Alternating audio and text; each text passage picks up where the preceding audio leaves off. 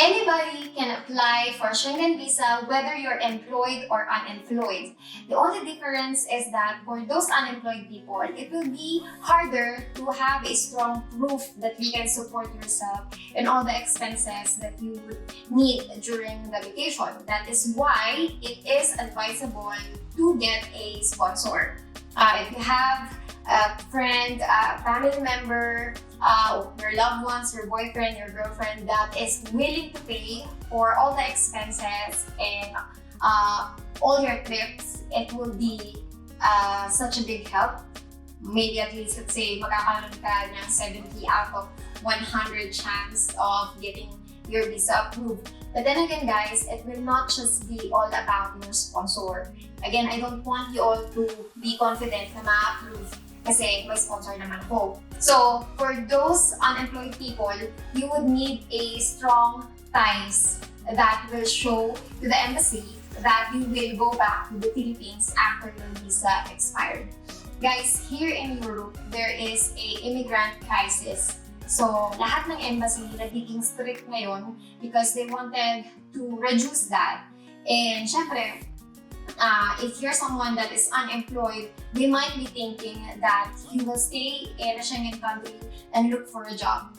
And again, guys, if you're applying for a tourist visa or if you're planning to a family visit visa, please do not look for a job. It will be hard and there are consequences. So let's first talk about the requirements that you would need to complete na nire-require ng lahat ng embassy. So like any other applicants, you would need to complete the major requirements na nire-request whether you're applying for a tourist visa or you're applying for a family visit visa. So the first requirement would be a fully completed and signed visa application form. So, ang visa application form, guys, is free and you can just download that. I'm going to have a link in the description below where you can download the application form free. And then if you're having a hard time or if you need a guide from yung step-by-step kung paano nyo sasagutan yung application form nyo, I do have a separate video that will guide you to the process of filling up your application form, and I'm going to have that in the link above. And now, for the second requirement, you would need a valid passport that is at least have 6 months validity. So, guys, please be mindful to check kung yung passport nyo is may expired na, and if there is any damage with your passport that you might need to request to have it renew or alam niyo na change, mas mabuti nang gawin nyo yun ng maaga kaysa mas malapit na kayo sa application nyo and doon pa lang kayo magre-request ng renewal ng passport nyo. I know in the Philippines, it's pretty hard to get a schedule sa DFA, so do that now. And then you would also need a original birth certificate, and then if you're already married, also you would need a marriage certificate. Both of this need to come from PSA, and kailangan, guys, original. And then you would need a bank account that have 3-month statement. So the bank account will not be valid if it doesn't have any signature and stamp from the bank. So guys, i-request nyo sa bangko nyo na lagyan nila ng tatak at pirma yung bank statement or yung bank account na ma-request nyo sa bangko so that the embassy will say na valid siya. So yeah, most of the time they request 3-month statement, but I would advise to give a 6-month up to 1-year bank statement. So this is to show to the embassy that you have a continuous or a good record of your bank account. And then if you're unemployed and then you do not have a saving account, but you do have a sponsor, yung bank account ni sponsor, yun yung gagamitin nyo as a requirement. So, i-request nyo na kay sponsor to give you a copy of his bank account that is showing a 3-month statement. This is for the embassy to check kung continue ba yung pasok ng income ni sponsor. And in that way, they can also check if this sponsor can really do pay for all your expenses. Also, guys, one tip lang. If ever, meron man kayong sponsor and you do have your own savings, kahit gano'n ka-onte, let's say you're worried kasi ayun yung gamitin yung savings account kasi hindi naman ganun karami yung savings nyo. Guys, if you have your own bank account plus you have a sponsor, it will be a plus. So maganda siya na ipakita din sa embassy kasi it shows na kaya niyong suportahan yung sarili mo kahit papano, plus meron pang sumusuporta sa inyo. And then, you would need a original and updated NBI clearance. And then, round trip ticket. Guys, ticket, again, I advise not to buy one kasi hindi natin masasabi if yung visa application nyo will be approved. And I don't want you to spend or waste any money kasi madalas sa mga plane tickets, hindi na na-refund. So, if you're unlucky and your visa get denied, then wala na rin yung pera na ginastos yung pambili ng pambili ng plane ticket. So, that is why I advise to get a dummy ticket or to reserve a ticket. This is way cheaper than buying an original ticket. And then, you would need a proof of accommodation. So, ito yung mga hotel bookings nyo. Now, if you're going to stay not in the hotel, but sa bahay or apartment ng inviting person nyo, you would need to show a proof of a letter. It would be the invitation letter na sinasabi doon that case her inviting you to stay in their house, tapos yung information kung saan siya nakatira. And of course, that will only be valid if you can show a house or flat contract na nakapangalan dun sa inviting person nyo. And then, you would also need to have a health travel insurance that have at least 3,000 euro. And there are certain or mga specific travel insurance na valid sa mga Schengen countries. So please do check kung ano-ano yung mga health insurance na pwede nyo kuhanin. Sometimes, most of the times, you can see dun sa website ng embassy kung ano yung mga tinatanggap nila na health insurance. I would advise to get an insurance with AXA, Pacific Cross, and like with mine, I get my insurance with Standard Insurance. And then you would need 2 passport size picture regarding dun sa requirements and yung background yung picture. For embassy, they do have their requirements when it comes to the passport size picture, so please do check that. And then you would need a cover letter. Cover letter, guys, is very important lalo sa mga unemployed because by having a good cover letter, dito nyo maipapaliwanag sa embassy yung sitwasyon nyo. Bakit kayo walang trabaho, sino yung magsusuporta sa inyo, and mapapaliwanag din sa kanila kung ano yung reason kung bakit babalik kayo ng Pilipinas. And not everyone are given a chance to explain this to the consul kasi nga, syempre, hindi nyo naman kasi sila makakaharap eh. Iba yung mag-i-interview ng application nyo. And let's say, pagdating sa interview, it can either be a one-on-one interview. There are times na interview by phone. And may mga times din na they don't ask a lot of question. And there are times that yung question na gusto nyo itanong sa inyo is hindi na itatanong. So, hindi kayo nabibigyan ng chance i-explain yung side nyo. So, with the cover letter, ilagay nyo lahat doon, ipaliwanag nyo yung sitwasyon nyo, ipaliwanag nyo kung ano yung intention nyo talaga, at ipaliwanag nyo sa kanila yung reason kung bakit kayo babalik ng Pilipinas. So guys, if you're having a hard time writing or creating a cover letter, I do offer writing services that I can help you make all of this. I will have a link to my website on the description below and you can check that out so para makita nyo kung ano yung mga writing service na ina-offer ko. And then, lastly, you would need a travel itinerary. Yung travel itinerary, kailangan day-to-day, complete information kung gaano kayo katagal sa Schengen, ganun din yung details na kailangan nakalagay sa itinerary nyo. Kung mag-stay kayo sa Schengen for 2 months, so kailangan nyo ng 30 days day-to-day itinerary. And the itinerary, guys, medyo critical siya ha. Kasi nung una ako nag-apply ng Schengen Visa, medyo nahirapan ako sa itinerary ko. Akala ko, i-explain ko lang sa ganitong araw, nandito ako sa France, and then this and that, and ito yung mga tourist attraction na pupuntahan ko. I mean, I did not put a lot of effort in creating my itinerary kasi akala ko, dahil 90 days yung ina-applyan ko, hindi na nila bibigyan ng time na i-check yun. But then again, guys, I think my travel itinerary back then was the reason bakit ako na-denied. So the travel itinerary, when you create one, you need to make sure that it's perfect. Kailangan nyo i-consider yung lugar na nakapalibot dun sa place na pupuntahan nyo. If you're staying in Italy, and then yung mga tourist attraction na i-mention nyo, kailangan make sure i-consider nyo yung distance, yung time, and you can show them na yung itinerary nyo is doable.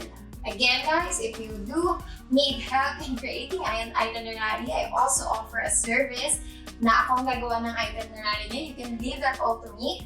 And yeah, just check my website and makikita nyo lahat ng service na ino-offer ko. Also sa website, if kailangan nyo ng format ng itinerary, meron din akong sample doon na you can just copy for free. Babaguhin nyo na lang yung mga details, so kayo nang bahala doon. So those are the major requirements that you will need to complete. Now we go to the other documents. So ito yung mga documents that you would need to convince the embassy, the consul, that you will go back to the Philippines after your visa expired. So these documents will show your rootedness and strong ties in the Philippines to show them that, hey, I'm going back to the Philippines because I have this. So guys, again, being unemployed doesn't mean automatically refusal. So you just need to make sure that the rest of your documents would be really good and really convincing for the embassy to approve. Because then again, all they want is to make sure that you will not overstay in the Schengen area. So, bilang unemployed applicant, a very strong intent to return to the Philippines, yun yung panlaban mo. Para mabigyan kayo ng chance na ma-approve. So, the first documents is anything related to the rootedness that you have in the Philippines. It's either you have a business, kahit anong small business, sari-sari store, or apartment for rents, or let's say, condominium under your name, any properties under your name, or if may ipinamana sa inyo ng mga lupa na nakalagay na sa pangalan nyo, you can use that. If you have, like, may mga na-invest na kayo na kotse or na-invest na tricycle or motor, basta nakapangalan siya sa inyo, you can use that. And if you do not have any of those things that I mentioned, kasi nga unemployed, and yeah, bibihira lang talaga yung magkaroon ng land, magkaroon ng property, so you can use a dependent. It's either your parents, if your parents are, let's say, matatanda na and you're the one who's taking care of them, or if you have kids na nag-aaral pa sa Pilipinas, both of that you can use. For kids, you can get a enrollment certificate from the school or a copy of yung school ID nila. At photocopy lang, just to show to the embassy na meron kang anak na nag-aaral sa Pilipinas and your children are the reason for you to come back to the Philippines. And if naman matatanda na, I think, let's say a record from the hospital or clinic to show that this old person need someone to take care of them, and that's you. You're unemployed kasi you recently graduate from college or high school and you wanted to go on vacation, and so guys, there's no need to worry about your situation kasi pwede nyo ipakita sa kanila yung graduation certificate nyo just to show them that I recently graduated and I just wanted to go for vacation before I look for a job. So, madali na yun. And let's say naman na you're unemployed kasi gusto mong magbakasyon pero merong trabaho na nag-aantay sa inyo pagbalik. Let's say may job offering and gusto nyo muna na mag-chill. So yeah, you can use that, yung certificate ng job offer as an attachment or as a document to show to the embassy na pagbalik ng Pilipinas, may babalikan ka trabaho. So that's really one good reason why you're going back to the Philippines. So yun yung mga other documents na pwede nyo gamitin as a strong proof sa embassy na babalik kayo ng Pilipinas. Again guys, lahat ng pwede nyo gamitin, lahat ng meron kayo, lagay nyo sa attached document nyo. Kasi ito yung pinakapanlaban nyo. Ito yung magpapatunay sa embassy na may reason kayo para hindi mag-overstay sa Schengen countries. So aside from the rootedness aspect, another major challenge in your application would be yung financial capacity. So ito yung sinasabi ko kanina na kaya maganda na mayroong sponsor, yung family members, friends, or anyone that is willing to sponsor your trip. But then again guys, kailangan si sponsor is willing to pay yung mga expenses nyo. Hindi pwedeng pilitin si sponsor na gastusan kayo. Kasi dahil meron mga requirements na kakailanganin na makuha sa sponsor nyo. So let's say you do not have a sponsor, pero meron kayong kaibigan or kakilala sa Schengen countries na ini-invite kayo na magpunta sa kanila. And then, let's say you have a partner na nagpapadala sa inyo ng pera, ng financial expenses nyo pang araw-araw, pwede nyo yung gamitin pwede nyo ipakita sa embassy na you have a inviting letter, you have an invitation letter, plus si husband nyo or si wife nyo is sinusuportahan kayo na regularly nagpapadala ng pera sa inyo. So, pwede niya kayong gastusan sa ticket or kung ano man. So, para din siyang sponsor. So, ang kakailangan ninyo, since magkaiba si sponsor at magkaiba si inviting person, kailangan nyo ng invitation at ng sponsorship letter. And kailangan nyo rin ng both supporting documents for both person. So, yeah, I think I did mention lahat ng mga requirements na kailangan nyo. So, lastly guys, for the tip, again, if you're unemployed, don't lose hope na hindi ma-approvean yung visa application mo. May mga paraan, hindi mabilis. Kasi mahirap talaga ipa-proof na meron kayong supporting money and then meron kayong reason to go back to the Philippines. It's hard. Kasi kahit naman po, babalikan naman talaga ng Pilipinas, ang embassy, nahigpit na kasi talaga ngayon.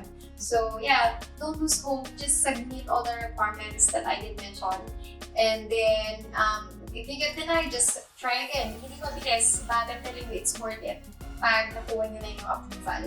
And that's it. I do hope that you guys like this video again. If you do, please do give it a thumbs up. And if you do have some questions or may mga hindi malinaw or anything confusing sa mga minention ko to this video, please feel free to have that in the comment section and I will answer that. You can either send me direct message and our Facebook group. Everything is in the description below. Also guys, I'm going to mention it again. I do have a website, so if you are looking for help in making a cover letter, sponsorship letter, invitation letter, or even itinerary, I do offer services where I will be doing that for you. And of course, lahat yun nandun na sa website. Makikita nyo kung paano at ano yung mga kailangan. And yeah, if you're not yet a subscriber to our channel, please do not forget to subscribe now and hit that bell button to be updated to my upcoming video and the other videos that me and my husband are doing. And we'll see you on our next video. Bye!